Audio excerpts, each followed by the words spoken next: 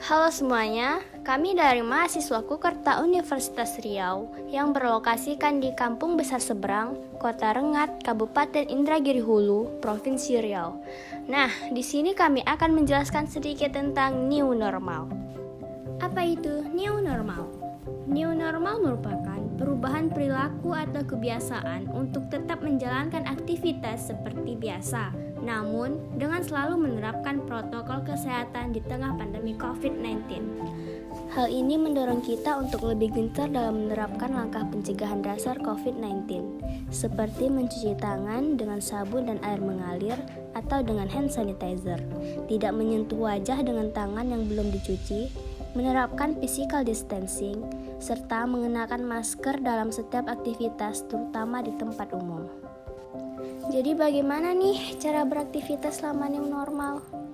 Saat harus keluar rumah dan kembali lagi ke rumah. Yang pertama, jangan memaksakan diri untuk keluar rumah saat sedang tidak fit. Bila keperluan sudah selesai, segera kembali ke rumah. Sesampainya di rumah, langsung lakukan beberapa hal sebagai berikut. Yang pertama, buka alas kaki sebelum masuk ke dalam rumah. Yang kedua, semprotkan disinfektan pada alas kaki maupun peralatan yang kamu gunakan. Yang ketiga, cuci tangan dengan air dan sabun. Dan yang keempat, lepaskan pakaian yang dikenakan dan segera masukkan ke dalam tempat cucian yang tertutup. Yang kelima, mandi dan berganti pakaian bersih sebelum bersantai atau berkumpul dengan keluarga. Selanjutnya, saat sewaktu menggunakan transportasi umum. Yang pertama, selalu membawa hand sanitizer kemanapun kita pergi. Yang kedua, jangan menyentuh wajah dengan tangan yang belum dibersihkan. Dan yang ketiga, mengurangi interaksi dan menjaga jarak setidaknya 1 meter dengan penumpang lain. Bila hal ini tidak memungkinkan, sebaiknya jangan menggunakan transportasi umum.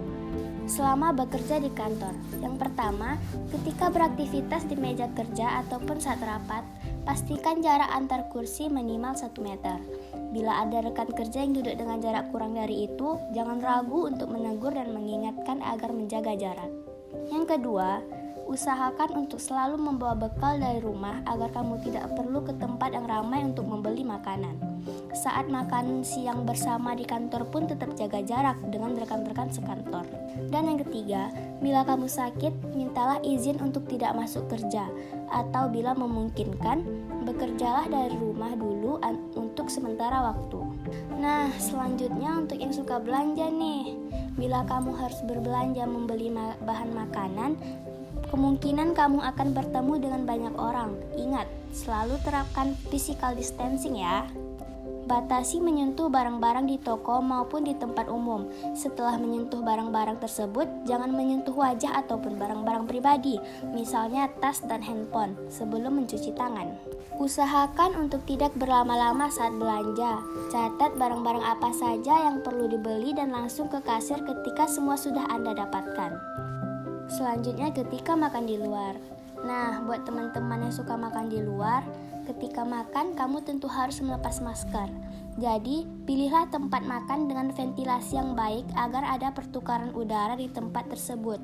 Ingat, selalu jaga jarak dengan orang lain, termasuk pramusaji, pengunjung lain, dan kasir. Sewaktu membayar, gunakan metode pembayaran non-tunai untuk mencegah kontaminasi. Namun, jika tidak memungkinkan, pastikan untuk langsung mencuci tangan setelah memegang uang ataupun kartu. Selanjutnya yang suka berbelanja online nih.